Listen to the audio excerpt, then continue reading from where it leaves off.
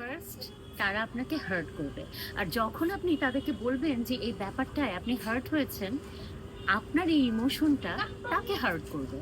আসলে তার আপনাকে এসে ক্ষমা চাওয়া উচিত, কিন্তু ক্ষমা চাওয়ার বদলে আপনি উল্টো তার কাছে ক্ষমা চাচ্ছেন।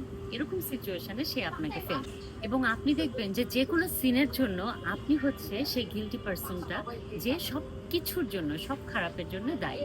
এবং আপনি সম্পর্কের ড্যামেজ কন্ট্রোলের জন্য সবসময় প্লিডিং করছেন এবং প্লিজিং করছেন।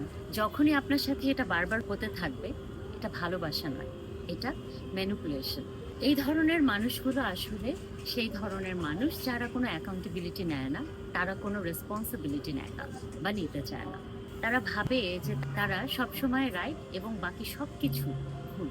তারা শুধু তাদের স্বার্থের জন্যই আপনার সাথে আছে।